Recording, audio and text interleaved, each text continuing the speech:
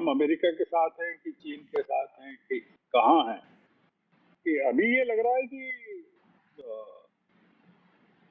हम कहीं नहीं है। व्यक्ति है जो कि 140 करोड़ लोगों का प्रधानमंत्री है, उनकी नुमाइंदगी करता है दुनिया में। वो जब भारत को लेकर जब बुरा भला कहा जाता है तो वो सब क्यों कुछ नहीं बोलता, और जब उसको लेकर कुछ कहा जाता है तो एकदम उचक के वहां पे लपक लेते हैं उस सबको, और वो कहते हैं हाँ हाँ हम बहुत अच्छे दोस्त हैं और फलाने ठिकाने। China would not trust Modi, as much she would trust Putin and the North Korean, Pakistan या Pakistan. पाकिस्तान अमेरिका, यानी ट्रम्प अमेरिका नहीं है, और न अमेरिकी बिल्कुल। लोगों के लिए ट्रम्प इज देयर फ्यूचर।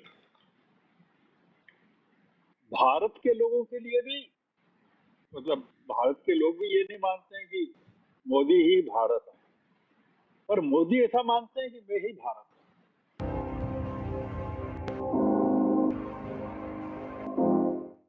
नमस्कार, मैं हूं निधीश त्यागी और आप हैं हरकारा डीप डाइव पर।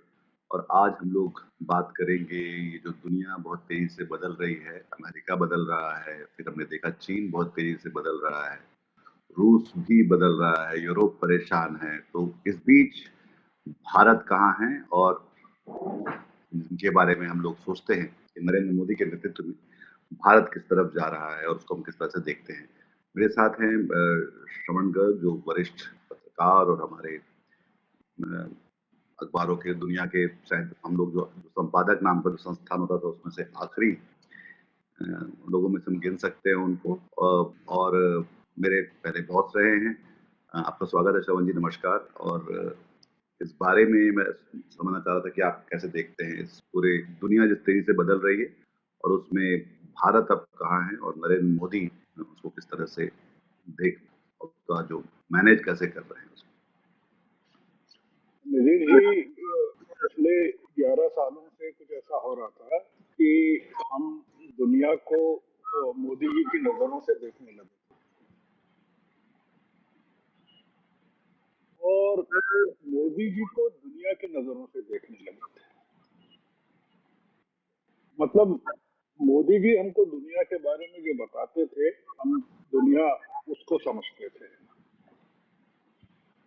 और दुनिया के जो दूसरे देश हैं, खासकर पश्चिम के, वो जिस तरह से वहाँ हाइप क्रिएट किया जाता था इंडियन डायस्पोरा में मोदी जी को लेकर, हमको लगता था कि मोदी जी वही हैं जो बाहर से हमको दिखाया जा रहा है। मोदी जी को, जैसे संक्षेप में कहना हो तो, मोदी जी को देखने का हमारा नजरिया विदेशी रहा, देशी नहीं रहा,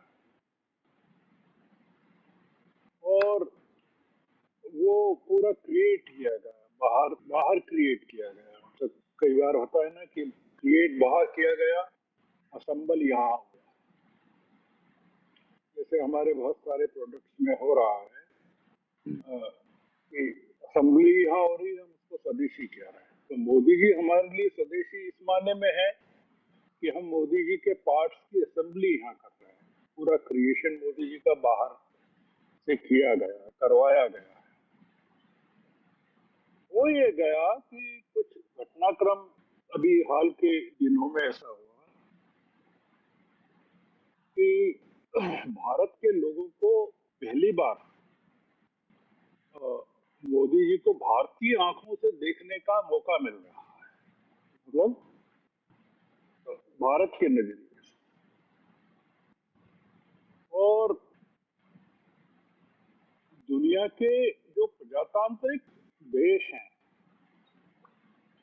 वो अब इंडियन डायस्पोरा से के इम्पैक्ट से मुक्त हो गए हैं, और वो अब मोदी जी को एक सेमी ऑटोक्रेट के रूप में चीन, रूस और नॉर्थ कोरिया के साथ देख रहे हैं, शेकन करते हुए देख रहे हैं, एक थोड़े से सहमे हुए ऑटोक्रेट के रूप में देख रहे हैं, जो एक्सपोज हो गए हैं या हो रहे हैं या हो गए हैं। मतलब ऐसा कि जो प्रजातांत्रिक मुल्कों की गुड बुक्स में भी बने रहना चाहता है, पर वो मूलतः ऑटोक्रेटिक प्रवृत्ति का है, तानाशाह है।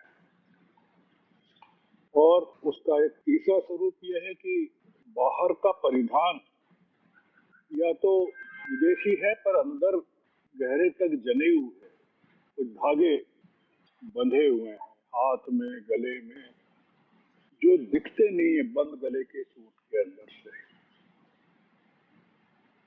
तो हुआ ये कि हम जब उनको पहली बार देख रहे हैं, उनके पहले मतलब उनके मूल गुजरात के स्वरूप में, व्हाट ही इज एक्चुअली, तो हम आश्चर्यचकित हैं।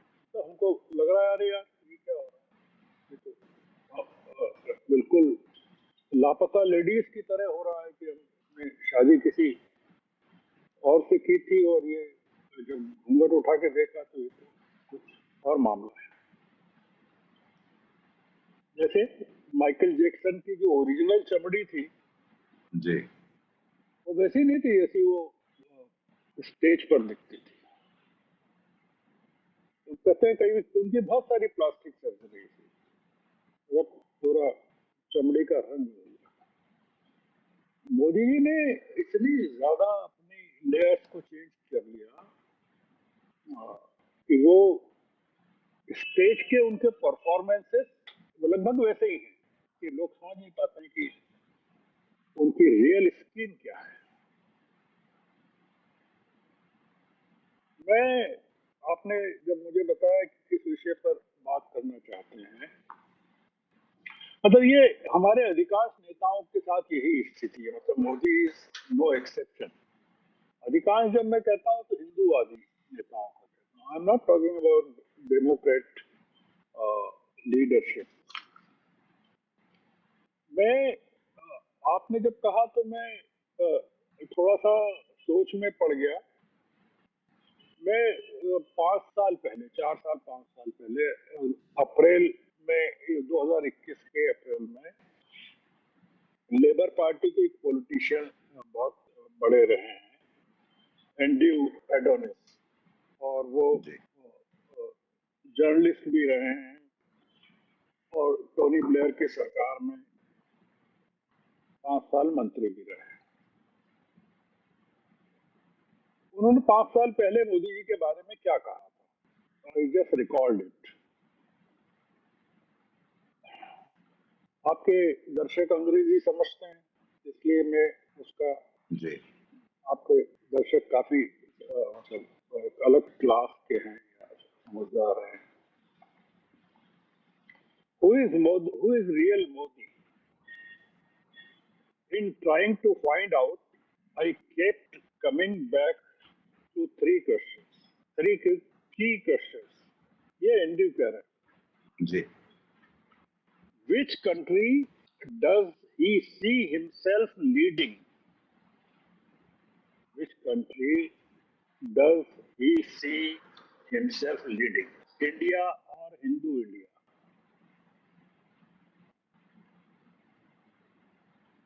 Is he saving Indian democracy or subverting it? अगर आप गूगल करेंगे तो एंड्रयू के बारे में आपको बहुत सारी चीजें मिल जाएंगी। जी Is he serving Indian democracy or subverting it?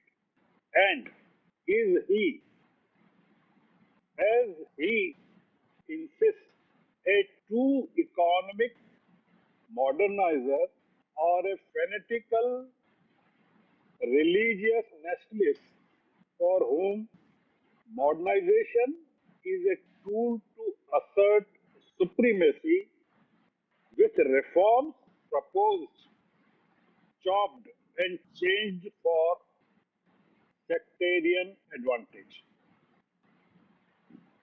ये एंड्रयू का मोदी जी के बारे में 2021 का आकलन है, एक विदेशी की नजर से।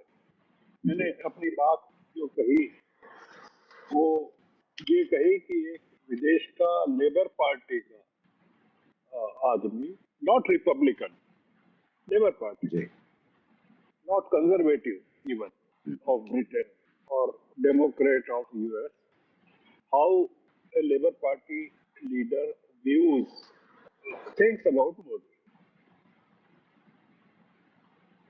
Modi अगर डेमोक्रेट होते, if he had been a Democrat, had he been a Democrat, तो वो ट्रंप से घबराकर तानाशाहों की शरण में नहीं जाते, वो इंदिरा गांधी की तरह लड़ते, क्योंकि in democracy everything is temporary. Even democracy is fast changing, it's not permanent, it keeps changing. Modi Trump को दोस्त इसलिए मानते रहे थे कि अमेरिकी राष्ट्रपति में वे अपनी छवि को फिट कर रहे थे. मतलब he was finding himself in Trump's image in 2019. उनको लगा रहे ये एक आदमी बंदा मिला है अपने को जो अपने उसमें फॉर्मेट में फिट होता है, केवल स्किन के रंग का फर्क है. अदरवाइज मोदी को लगा ट्रंप मोदी भाई भाई, और वो तो खत्म हो गया पूरा मामला. जैसा मैंने कहा कि they keep changing, Modi did not change. Democracies में they have to change every day. तो अब ये जो हमने देखा, आपने भी जिक्र किया, और जो दिख भी रहा है कि मोदी जी भाग कर गए वहां, जरूर ट्रंप से भाग कर गए, जाने की जरूरत नहीं थी. जैसा सब लोग कह रहे हैं 2-3 महीने 4 महीने इंतजार करते, पर ये तो ट्रंप बहुत जल्दी टूट गए. आपने देखा जी, 4 दिन में टूट गए. मोदी जी रूस और चीन के साथ इसलिए नहीं टिक पाएंगे कि उनके जैसी सैनिक क्षमता हमारे पास नहीं है, सैन्य क्षमता, पर उनसे बेहतर हमारे यहाँ डेमोक्रेसी है. तो इसलिए अगर वो डेमोक्रेट बने रहें या रहते और भाग कर नहीं जाते, तो थोड़ा सा अलग मामला होगा. आप जैसे आप सैन्य क्षमता का कहें, जिन लोगों ने भी वो उनकी मिलिट्री परेड देखी है चाइना की जी, दूसरे विश्व युद्ध में एलाइड फोर्सेस की जीत की 80वीं वर्षगांठ पर, तो जैसा वेस्टर्न कंट्रीज में लिखा भी गया है, मोदी जी उससे घबरा कर भाग कर लौट आए. वो देख नहीं पाते वो जो चीन का जो प्रदर्शन था, पर कोरिया ने देखा और रूस ने देखा, because they possess similar kind of weaponry. और जब वो यहाँ लौट के आए तब हमने देखा कि हमारा CDS तो गोरखपुर में गोरखनाथ के मंदिर में आरती उतार रहा है योगी के साथ. This is an equivalence of China's military power, what we are projecting to the world, कि हमारा जो चीफ ऑफ डिफेंस स्टाफ है वो आरती उतार रहा है, और मोदी जी किस चीज से भाग कर आए वहां से. और यही चीफ ऑफ डिफेंस स्टाफ चीन को लेकर कहता है, कंसर्न बताता है सीमा के बारे में. दिक्कत क्या है कि चॉइस अब क्या है जो मोदी जी के पूरे एक्सपोजर से प्रकट हुई है और जो हो रही है अभी. It is continuing. हम we are not been able to decide which way हमको जाना है, so long as mister Modi is there in power. और जो कि अब वेस्टर्न पावर्स में, वेस्टर्न मीडिया में ये भी है, his days are numbered. कुछ भी हो सकता है, क्योंकि पश्चिमी देशों की एक खूबी ये है कि वो सरकारों को गिरा सकते हैं, बना सकते हैं। तानाशाह देशों की, चीन की खूबी ये है कि वो आपको मिलिटरीली हार्म पहुंचा सकते हैं, डेमोक्रेटिकली नहीं पहुंचा सकते। ये है, तो चीन हमको बॉर्डर पर तंग कर सकता है, तो डेमोक्रेटिकली नहीं कर सकता। चीन, अमेरिका हमको डेमोक्रेटिकली कर सकता है, ऑस्ट्रेलिया कर सकता है, यूरोप कर सकता है। तो हम कहाँ जाएं? मतलब 140 करोड़ के एक प्रजातांत्रिक राष्ट्र के रूप में हम दुनिया के सबसे बड़े नेता बन जाएं, या एक दोयम दर्जे की तानाशाही बने। दोयम दर्जे की इसलिए कह रहा हूँ कि अगर हम तानाशाही में जाते हैं तो will be inferior to Russia and China, but if we remain democrat तो will still be a super power, because even America में उस तरह की डेमोक्रेसी की हम कल्पना ट्रंप के रहते हुए नहीं कर सकते। हमारे यहाँ किसी यूनिवर्सिटी को वैसे तंग नहीं किया गया जैसे ट्रंप ने हार्वर्ड को किया, कोलंबिया को किया, या फंड्स रोक दिए। मोदी ने ये नहीं किया। जेएनयू में बोलने की आजादी पर प्रतिबंध होगा, पर वहां वामपंथियों की पढ़ाई पर प्रतिबंध नहीं है। ये है।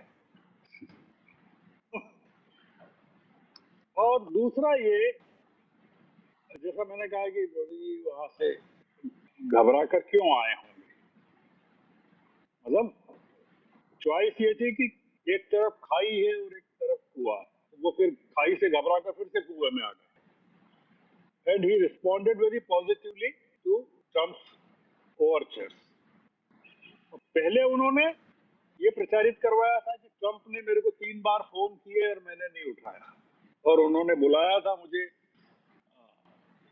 लंच पर तो मैं नहीं गया। उसी ट्रंप ने बुलाया था लंच पर जिसने मुनीर को लंच पे बुलाया, या क्रिप्टो करेंसी में उनकी फैमिली वहां पाकिस्तान में इन्वेस्ट कर रही है।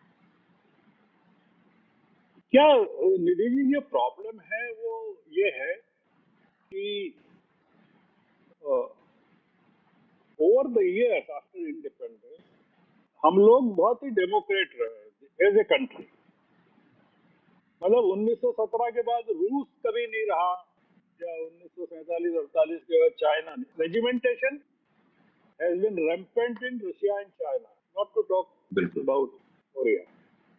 वी हैव बीन डेमोक्रेट, तो हमारी जनता ब्यूरोक्रेट है, डेमोक्रेट। डेमोक्रेट हमारी पूरी मतलब जो सिस्टम है वो पूरा सिस्टम से डेमोक्रेटिक सिस्टम।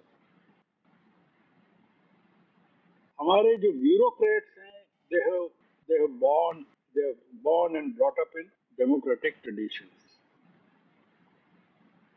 और इसीलिए आप पाते हैं कि भारत से कम्युनिज्म खत्म हो चुका है और कम्युनिस्ट भी खत्म हो गए। The last pillar of communism और communist parties is in Kerala, जो कि आखिरी सांसें गिन रही है। वो एक जमाना था जब Jyoti Basu was being considered as the longest serving chief minister of West Bengal. No longer. CPM has finished that. Tripura was considered to be the next destination for Communist Party. वो भी गया। भगवा, वहां भगवा है। और अभी केरल में ये बचे हैं। केरल में ये बचे हैं। आप सोचिए कि केरल की सरकार ने, केरल की मार्क्सवादी पार्टी ने बीजेपी को फासिस्ट कहने के में उसके प्राण निकल गए। When a resolution came in Kerala to call BJP fascist, तो वो नहीं कह पाए। अभी तो ये चल रहा है, आप यू विल बी शॉक, आश्चर्य होगा आपको कि बंगाल में देयर इज ए कॉल, जो नए प्रेसिडेंट हैं बीजेपी के, can fight election in alliance with CPM there, Bengal. Can you imagine? Let us कि वामपंथी बंगाल का बीजेपी के साथ लड़ने की सोच सकता है, I am not sure CPM would break away from India bloc, I am not very sure, but ये रियलिटी। अब ये है कि इतना डैमेज हो गया है हमारे यहाँ, मतलब ऑन बोथ फ्रंट, कि हम अमेरिका के साथ हैं कि चीन के साथ हैं कि कहाँ हैं, कि अभी ये लग रहा है कि हम कहीं नहीं है, मतलब दोनों तरफ का कॉन्फिडेंस खत्म हो रहा है। ट्रंप ने कहा अभी जब ये चाइना में थे, और कि we have lost India and Russia to deepest darkest China, ये कहा। उसके पहले उन्होंने कहा कि Russia and India both are dead economies.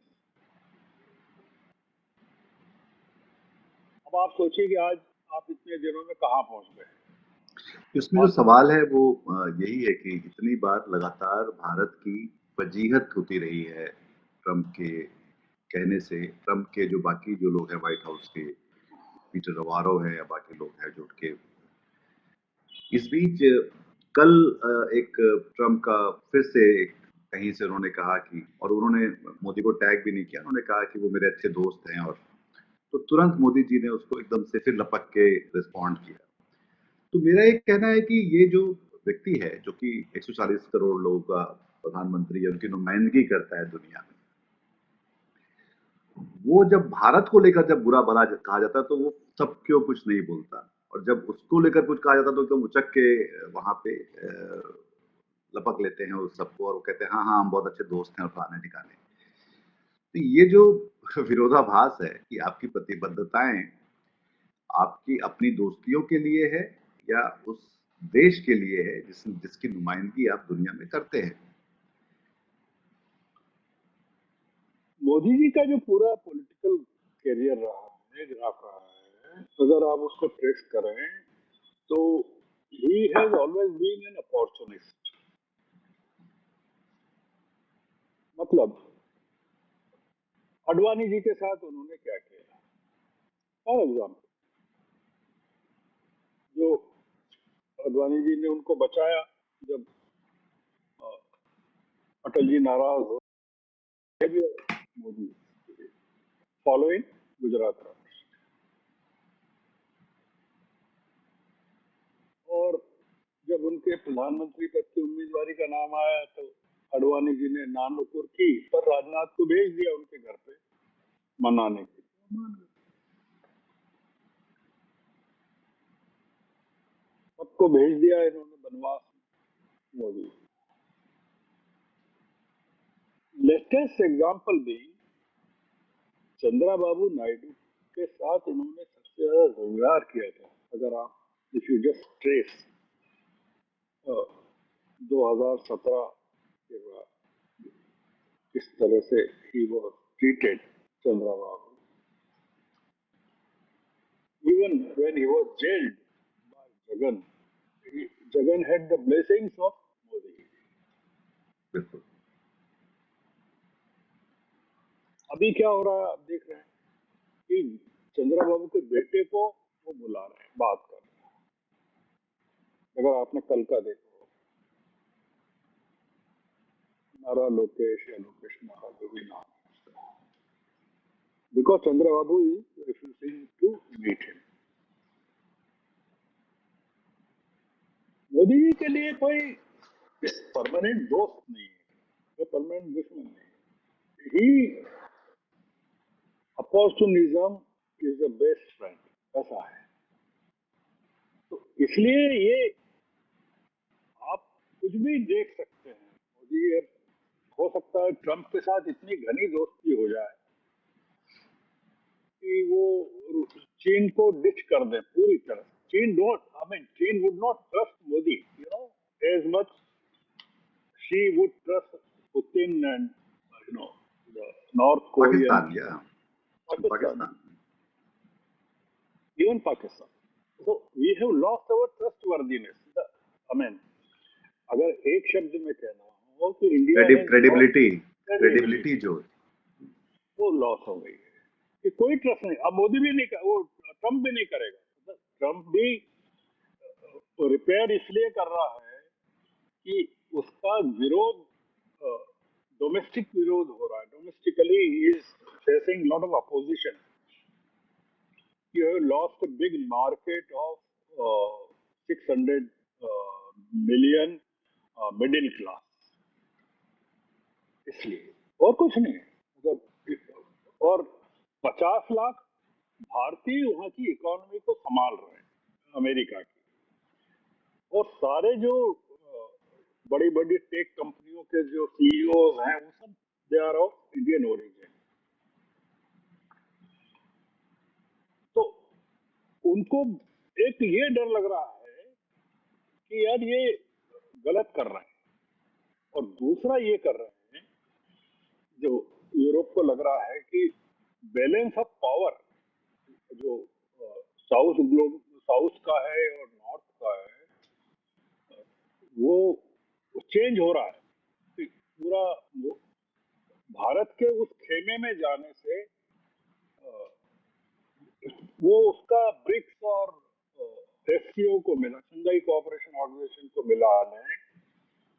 40% दुनिया की पॉपुलेशन उस खेमे में चली जाए तो चीन का डोमिनेंस हो जाएगा पूरे दुनिया। भारत को निकालना जरूरी है अमेरिका के लिए, ट्रंप के लिए नहीं। ट्रंप तो अमेरिका मानता है कि ये चले जाएंगे चीन, हाँ, पर भारत को परमानेंटली नहीं जाने देना है। वो यूरोप के लिए भी खतरा हो जाएगा। नाटो के बराबर कोई एक बड़ी पावर शी बना देंगे, जैसा वो उन्होंने मिलिट्री पावर दिखाया अभी। यूरोप और अमेरिका डरा हुआ है उसको लेकर, और इकोनॉमिक पावर भी चीन बन जाएगा। और अब देखिए ट्रंप की और शी की मुलाकात हो रही है। क्या भारत क्या करेगा अगर दोनों के बीच में टैरिफ्स को लेकर समझौता हो गया? क्या करेंगे? ट्रंप पूरे समय आपने देखा होगा कि ट्रंप ने चीन को तंग नहीं किया टैरिफ के मामले, भारत को किया। चीन भी तेल ले रहा है रूस से, हमसे ज्यादा ले रहा है। हम जितना ले रहे हैं इंडिया 30% हम ले रहे हैं वहां से, रूस से, मतलब अराउंड 3.5 बिलियन पाउंड का। चाइना ले रहा है 6.2 बिलियन पाउंड का। टर्की ले रहा है 3.1 बिलियन पाउंड का रूस से। Trump has not punished Turkey and China. तो इसलिए ये ट्रंप जो कर रहे हैं भारत के साथ बहुत खराब कर रहे हैं। बहुत मतलब इस तरह का व्यवहार किसी ने नहीं किया, किसी राष्ट्रपति की राष्ट्रपति निक्सन ने भी नहीं किया। मतलब इंदिरा जी से बहुत नाराज थे निक्सन, किसिंजर तो बहुत भयानक, किसिंजर निक्सन बहुत नाराज थे 71 के बाद से। या परमाणु परीक्षण जब 98 का अटल जी ने किया तब भी अमेरिका नाराज था, पर हमारे साथ इस तरह का नहीं किया जैसा ट्रंप कर रहा है। हमको बुद्धिमानी से निकलना था इससे, इस रास्ते से जो अब जा रहे हैं हम।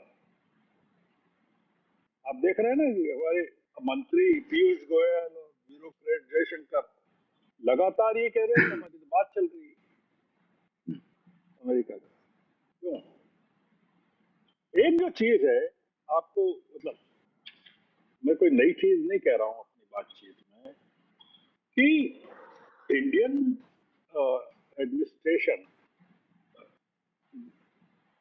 चीन और रूस की तरफ जाए, मतलब नॉन बिलीवर्स हैं वो लोग ईश्वर के एग्जिस्टेंस के प्रति,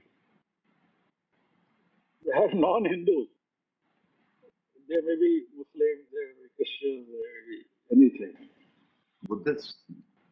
बुद्धिस्ट,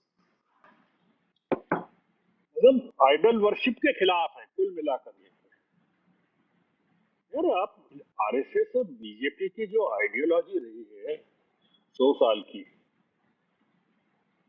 तो आप how can you endorse it? क्या नागपुर इसको चुपचाप देख रहा है कि आप कर क्या रहे हैं?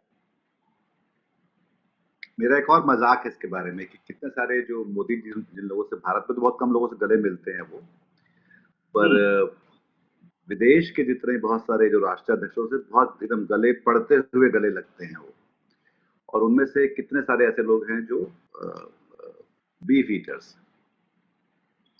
हाँ हाँ तो इसमें किसी को हाँ, समस्या नहीं है भारत में कि भाई वो आदमी मतलब, और मेरे ख्याल से ये जो फिर हम लोग वापस आते हैं इस बात पे कि उनकी जो पर्सनल ब्रांडिंग उन्होंने बहुत, उस पर बहुत जोर लगाया है। मोदी जी का काफी इन्वेस्टमेंट रहा है इस पे, जो पर्सनल ब्रांडिंग पे, पर उससे हमारे नेशनल इंटरेस्ट जो है वो कितने सर्व हुए, वो अब 11 साल के इस आउटकम में हम देख सकते हैं।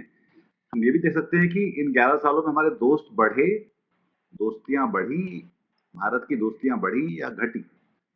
मतलब हम देख सकते हैं कि कैसे जब शुरुआती दिन थे और अ, लोग राज कपूर के गाने जो है रूस में गाते थे, या शाहरुख खान के बारे में अभी भी लोग कहीं भी जाओ तो लोग बात करते हैं, तो वो जो एक कल्चरल एक हम दोस्तियां इस तरह से बनती हैं या बढ़ती हैं कि लोग आपके बारे में बात करते हैं, आपके साथ वार्मली रिस्पॉन्ड भी करते हैं। तो वो अब आप कहीं भी जाते हैं तो वो अब लोग जो है आपको मजाक में लेने लगे हैं जो है भारत को। मुझे लगता है कि ये, और भारत की जो एकमात्र जो भूमिका है दुनिया में, खासतौर पे सारी बातें घूम फिर के इकोनॉमी पे आती हैं, तो हमारे पास ले दे के 140 करोड़ लोगों का बाजार है, और वो बाजार में सबकी निगाह रहती है कि हम इस बाजार में रहें, और उसको लेकर सब लोगों का, सबकी दिलचस्पी होती है। बाकी अब हम लोग क्या कंट्रीब्यूट कर रहे हैं, हम अपनी लोगों को कैसे, उनकी इकोनॉमी को, उनको कैसे बेहतर कर रहे हैं, इसके बारे में तो कोई जवाब हमको साफ साफ मिलता दिखाई नहीं पड़ता। अब वो खुद ही का आज उन्हीं का खुद का फैसिलिटेशन है उस जीएसटी को ठीक करने का, जो जो उन्होंने शुरू करके उन्होंने ही गलत किया था। मतलब ये हम भारत के साथ होता हुआ देख रहे हैं कि यहाँ पे एक तरह का बहुत खूनी कैपिटलिज्म इतना बढ़ा हुआ है, आर्थिक असमानता बढ़ी हुई है। आप चाहे कितनी चेस्ट थम्पिंग कर लें कि आप चौथी सबसे बड़ी आर्थिक ताकत है दुनिया की, और पर उस सबसे सबको पता है उसकी हकीकत क्या है, कि हम सबसे ज्यादा गरीब लोग भी इस देश में रहते हैं। तो उनके बारे में कहाँ करते हुए क्या दिखलाई पड़ते हैं, ये नहीं दिखाई पड़ता। देखिए मैं आपको बताऊं कि हमारे जितने पूर्ववर्ती प्रधानमंत्री हुए हैं उनको पर्सनल ब्रांडिंग की जरूरत ही नहीं पड़ी, वो अपने आप में ब्रांड एम्बेसडर थे। अगर नेहरू विदेशों में पढ़े थे, इंदिरा जी विदेशों में पढ़ी थी, लॉन्गेस्ट सर्विंग राजीव गांधी का कहना है, नरसिंह राव कई भाषाओं के जानकार थे, even Atal ji was quite an educated person, Inder Kumar Gujral was highly educated. Modi ji के साथ बहुत दिक्कत हो गई है निधि जी। मोदी जी कभी, अगर आप उनका वो देखें पॉलिटिकल कैरियर गुजरात में, पहली बार विधायक बने और सीधे चीफ मिनिस्टर बन गए, never been into opposition. Opposition में जब रहता है आदमी तो सवाल पूछता है सत्तारूढ़ दल से, सड़क पे लाठियां खाता है, प्रदर्शन करता है। ये इन्होंने धक्का दिया अपने ही पार्टी के किसी को और चीफ मिनिस्टर बन गए, उन सबको फिर खत्म कर दिया और 6 महीने बाद उपचुनाव करवा के जीत गए और चीफ मिनिस्टर बने गए। he has never been to in parliament before, even as a member of parliament. जी मतलब बीजेपी के भी मेंबर ऑफ पार्लियामेंट नहीं रहे, अपोजिशन में रहे हो तो है ही नहीं। इन्होंने पहली बार संसद देखी प्रधानमंत्री के रूप में। आप जो पर्सनल ब्रांडिंग की बात कर रहे हैं ना, इस पर you can write a book. गांव की का कोई आदमी जैसे पहली बार ट्रेन में बैठे, बुलेट ट्रेन में या प्लेन में बैठे, तो किस तरह का फील करता है, what he tries to do.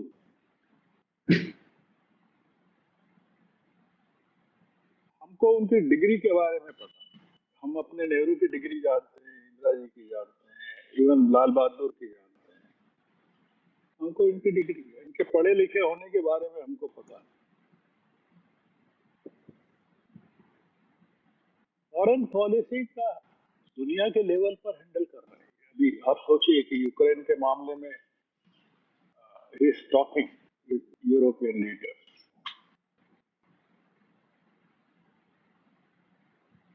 इसका रिफ्लेक्शन ये होता है कि मैं इसलिए कि आपसे मैंने पिछली चर्चा में कहा था, जिक्र किया था, if you recall it, sir कि कितने परसेंट लोग इनके यहाँ 12वीं पास हैं, कितने ग्रेजुएट हैं, what kind of he has. इनका कैबिनेट में कौन है जो ये डरते हैं ज्यादा समझदार लोगों से, पॉलिटिकल लोगों से। if somebody is more capable politically, articulate, more articulated, he feels afraid, he is fearful, असुरक्षित महसूस करते हैं। असुरक्षित है, इसीलिए he is more comfortable in the company of bureaucrats। और यही पूरा गुजरात ब्यूरोक्रेट्स चलाते थे। आपने देखा सुषमा जी को फॉरेन मिनिस्टर के तौर पर इन्होंने बहुत ज्यादा तरजीह नहीं, मतलब एक टर्म के बाद फिर बनाया भी नहीं। ही फाइंड्स मतलब एक comfort level in A bureaucratic setup. तो अब जयशंकर को नहीं ले गए जापान, तो चीन नहीं ले गए, जबकि ले जाना। Jaishankar would never complain. मैंने तब नहीं गए, तब मैंने ये मुद्दा उठाया था कि Jaishankar is not seen Japan. और सबसे ज्यादा ट्वीट कर रहे थे जयशंकर इनके जापान के और चीन को लेकर, because Jaishankar is more connected to Japan. उनकी शायद पत्नी जापानीज है, इज और मोर वो वहाँ रहे हैं, शायद चीन में रहे हैं, शायद वो। चीन में रहे हैं। मैं जब चीन में गया था मनमोहन सिंह जी के साथ, probably he was the ambassador, उनको नहीं ले गए। ये जो ब्रांडिंग वो पर्सनल लेवल पे करना चाहते हैं, जैसे आप सोशल मीडिया में उनको लेकर जो सबसे ज्यादा चीजें चल रही है, वो क्या चल रही है? जबरदस्ती घुस रहे हैं, बाप बोल रहे हैं, ठहाके लगा रहे हैं।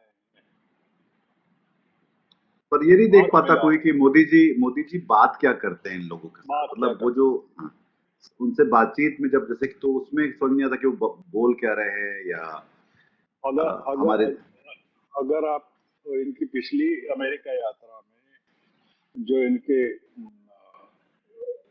दुभाषी ने गूफ अप किया था, अगर आप उसको निकाल के देखें, तो वो ट्रंप ने कैसे मजाक उड़ाया था कि ये दो the question was asked for mister Modi, but I will answer why. वो जो मोदी जी से पूछा था, वो उनके पीछे जो उनका दुभाषिया बैठा होगा, either he could not understand or could not communicate to him. ये मैं कह रहा हूं कि नेहरू को, देखिए एक दिक्कत ये समझ लीजिए आप कि भारत का नागरिक जब अपने प्रधानमंत्री को देखता है तो उसकी आंखों में नेहरू, इंदिरा तैरते हैं या राजीव गांधी तैरते हैं, तो वो रिट्रोस्पेक्ट में अपने लीडर्स को देखता है। मुर्मू को भी वो जब देखता है तो वो ये देखता है, डॉक्टर राजेंद्र प्रसाद के पर्सपेक्टिव में देखता होगा या जाकिर हुसैन के पर्सपेक्टिव, वो रामनाथ कोविंद के पर्सपेक्टिव नहीं, वो देखता जो हमारे कलाम साहब थे उनके पर्सपेक्टिव, के आर नारायणन थे, या मतलब जो के नारायण जत्ती उनके साहब थे, जत्ती साहब, वीडी जत्ती, राधा कृष्णन। तो हम लोग एक चीज देखने के आदी हो गए कि यार हमारे जो, आपने जैसे कहा भूमिका में राज कपूर का आपने उदाहरण दिया, why is popular, Shahrukh Khan is popular, Shahrukh is popular with even Obama, Bill Clinton, Y.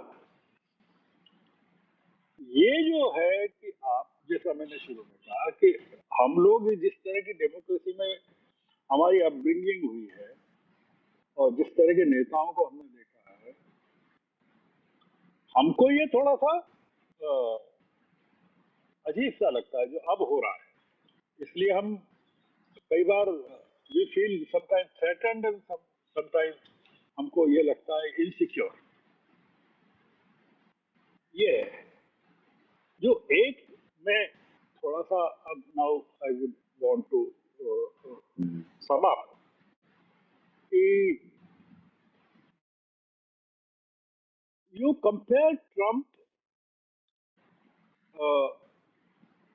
of his first term, which ended in 2019, and you compare Trump with his second term, जमीन आसमान का फर्क है। ट्रंप को दुनिया के नक्शे के बारे में पता नहीं था, वो इतनी यूज जरूर बातें करते थे उस समय दुनिया के बारे में, फर्स्ट टर्म में दुनिया की इकोनॉमी के बारे में पता नहीं था, कौन सा देश कहाँ है ये पता नहीं। आपने देखिए कि उस आदमी ने apart from his being erratic and the way he damaged America democratically, but otherwise he is working on the advices of his best of experts, और वो दुनिया की एक एक चीज के बारे में उस आदमी को पता, इतना ज्यादा उसने अपने आप को चेंज कर लिया। Now you compare your prime minister with his first term, the second term, third term. दिक्कत ये है मेरे लिए कि अब ट्रंप इज नॉट यूएस, मतलब अमेरिका, यानी ट्रंप अमेरिका नहीं है, और न अमेरिकी लोगों के लिए Trump is their future. Bharat के लोगों के लिए भी, मतलब भारत के लोग भी ये नहीं मानते हैं कि मोदी ही भारत है, पर मोदी ऐसा मानते हैं कि मैं ही भारत हूं। ये फर्क होता है। तो जब आप अपने आप को राष्ट्र बना लेते हैं तो फिर आप शी बन जाते हैं और पुतिन बन जाते हैं। आप मतलब आपकी आकांक्षा नेहरू बनने की है, पर आप नेहरू से नफरत करने लगते हैं। पर शी और पुतिन को अगर उनके देशों के हिसाब से देखेंगे तो वो अपने देश, उनके जो नेशनल इंटरेस्ट हैं जो उन्होंने डिफाइन कर रखे हैं, उनसे कमिटमेंट उनका कहीं कम नहीं है। हमारे यहाँ हम देख रहे हैं कि अब 28वां महीना है मणिपुर का, अब जाके साहब वहां दौरा करने वाले हैं। इस बीच वो दुनिया भर के दौरे कर चुके हैं, और उस दुनिया भर के दौरों से क्या हासिल हुआ ये भी हम सब देख सकते हैं। पर जो आदमी भारत का प्रधानमंत्री है, क्या वो मणिपुर का प्रधानमंत्री नहीं था? अभी पंजाब के ऊपर बाढ़ आ रही है, वो अफगानिस्तान पे तो ट्वीट कर रहे हैं कि तुम्हारे यहाँ भूकंप आ गया, पर वो बाढ़ पे वो अभी तक उनका एक भी ट्वीट नहीं आया। तो ये अब हमारे जाने देश वाले, का कहाँ। अब बाढ़ग्रस्त दो क्षेत्रों का दौरा करने वाला है। हाँ, तो ये जो अ, इनका जो रिस्पॉन्स टाइम है ट्रम्प को लेकर कुछ और है, देश में जो चीजें हो रही है वो कुछ और है। तो मुझे नहीं लगता कि अ, चीन के बारे में तो जितना भी पढ़ने को मिलता है, जो कि सबसे ज्यादा दिलचस्प इस समय की गुत्थी है दुनिया भर के लिए, कि ये देश, इसकी कहानी क्या है, क्योंकि वो और हम तो लगभग 92 में बराबर ही थे पर कैपिटा जीडीपी के हिसाब से भी। और लोग कहते थे कि जो डेमोग्राफिक डिविडेंड है उसका फायदा भारत को मिलेगा और हम कंपेरेबल रहेंगे, और जिसके तहत हम कहते थे कि भारत महाशक्ति बनेगा, हम वापस पाकिस्तान के साथ आ गए, उसी गड्ढे में वापस आ गए। तो ये इन 11 सालों का हासिल है ना, जो जिसको उर्दू में जो कहते हैं कि हासिल है मुशायरा, ये है कि हम जो है हमने वापस खुद ने पाकिस्तान साथ। हमने खु- हमने खुद ने अपने आप को हाइफेनेट किया है पाकिस्तान के साथ, इस पाकिस्तान ने नहीं किया। जी। तो हम मतलब पाकिस्तान से नजरें चुराते रहे वहां चीन में भी, शहबाज शरीफ से। हम बहादुरी के साथ शेकन कर लेते तो दुनिया उलट जाती। हमने दुनिया को ये दिखाया कि देखिए मैं पुतिन के साथ बात करते हुए निकल रहा हूँ, शहबाज शरीफ खड़े हुए हैं। आई उनसे मैं इग्नोर कट्टी हूँ, कट्टी हूँ मैं उनसे। ये कट्टे का क्या है? I I I don't want to see him. आप पलट के शहबाज शरीफ से लोगों को ये पता नहीं है कि आप पुतिन से किस भाषा में बात कर रहे थे, क्या बात कर रहे थे, पर शहबाज शरीफ आपकी भाषा को समझता है। मतलब मैं आपके दर्शकों के लिए दो बातें कहना चाहता हूँ आखिर में। मोदी जी ने क्या किया और ट्रंप ने क्या किया। मोदी जी चाहते तो पाकिस्तान को मुनीर के हाथों में जाने से बचा सकते थे और उसको एक डेमोक्रेटिक कंट्री के रूप में ताकत प्रदान कर सकते थे हमारे पड़ोस में। जो काम हमारे पूर्ववर्ती प्रधानमंत्रियों ने नहीं हो किया कि पाकिस्तान को मिलिट्री शासकों की गोद में नहीं जाने दिया। तो इमरान खान जेल में बंद है, मोदी जी का बहुत बड़ा फैन है, हमने कभी इमरान खान के बारे में बात नहीं की। वो he always talk very high of India, Indian democracy.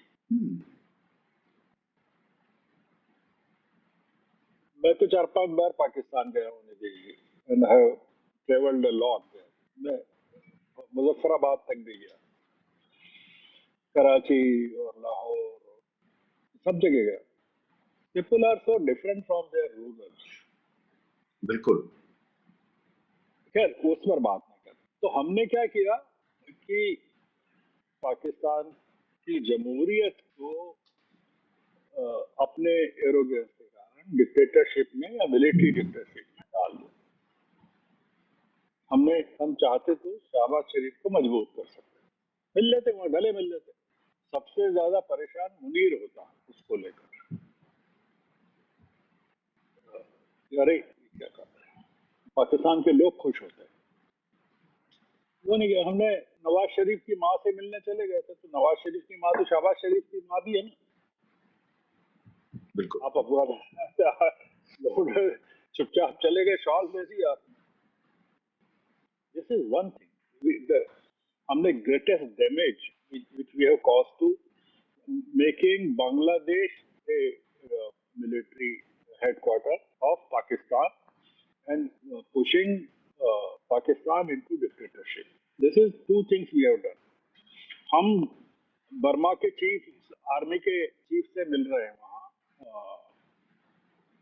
Beijing में, चीन में। उन्होंने सू की पार्टी को इलेक्शन से मना कर दिया, वहां नहीं ले पाए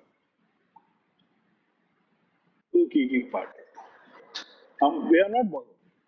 हमने तुर्की के बारे में ऑपरेशन सिंदूर के सामने साफ साफ कहा कि तुर्की वॉज हेल्पिंग पाकिस्तान। हम तुर्की के शासक के साथ गले मजे से बात करते रहे, उसके फोटो भी हमने जारी किए। We have weakened democracy in our neighbourhood, the first thing. Trump ने क्या किया, अपनी मूर्खता से एक डेमोक्रेटिक भारत को कहा तुम तो चीन जाओ।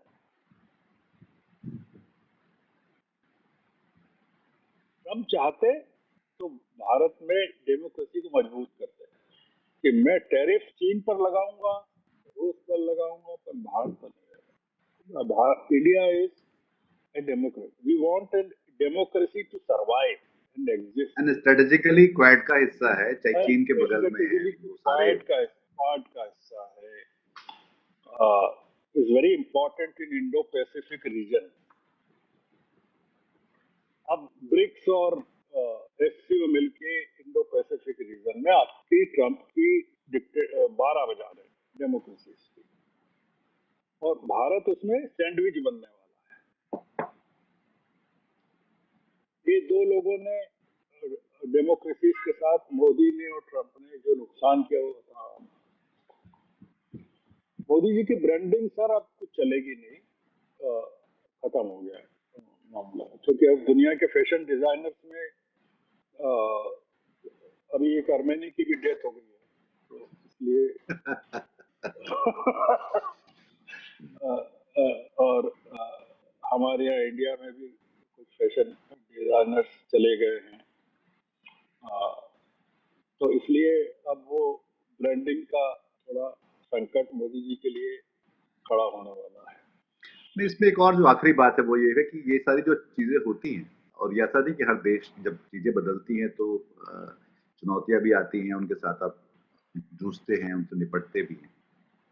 वो समय आपके एक तरह से चरित्र का, कैरेक्टर का एक परीक्षण भी होता है कि उस समय आपने क्या किया जब ये सब हो रहा था। एग्जैक्टली। उसका जवाब काफी मुश्किल है हम सबके लिए, और मोदी जी के संदर्भ में। नहीं, वो हम निकल जाएंगे इस क्राइसिस से, देखिएगा। नहीं, भारत तो निकल ही जाएगा, मतलब ये तो बात सबसे ज्यादा जो अच्छी बात है ये है कि इतना बड़ा देश, इससे बुरा भी हो सकता था, और ऐसा भी नहीं कि इसके पहले चुनौतियों का सामना नहीं किया। इसमें केवल देखने की एक बात है नीतीश जी, कि हमको इस क्राइसिस से वेस्ट निकालता है कि हम अपने आप निकलते हैं। खुद निकालते हैं, बिल्कुल खुद निकालते हैं, क्योंकि अभी जो खबरें हैं वो ये है कि वेस्ट निकालने में लग गया है आपको क्राइसिस से। पश्चिमी देशों के फोर्सेस लग गए हैं कि ये जो संकट है भारत का, उससे उसको निकालो और डेमोक्रेसी को बचाओ। तो आप ये डेमोक्रेसी को बचाने की मोदी जी खुद क्रेडिट ले सकते हैं। अगर नहीं लेंगे तो जो नुकसान है वो बीजेपी के खात्मे में होगा। It will finish BJP as a political party. तो बीजेपी का खत्म होना भी देश के लिए दुर्भाग्यपूर्ण होगा, क्योंकि सबसे बड़ी पार्टी खत्म हो जाएगी। तो हमको कांग्रेस की डिक्टेटरशिप भी नहीं चाहिए, हमको किसी की डिक्टेटरशिप नहीं चाहिए। हमें तो अपनी आजादी चाहिए और लोकतंत्र चाहिए, और सबके साथ जो एक संवैधानिक अधिकार है वो चाहिए। हम ये नहीं चाहते कि आज जो बात हम मोदी जी को लेकर कर रहे हैं, कल राहुल गांधी को लेकर हमको करना पड़े। बिल्कुल। इसलिए जो बीजेपी में भी कंसर्न है, आरएसएस का भी जो कंसर्न है वो बहुत जबरदस्त है।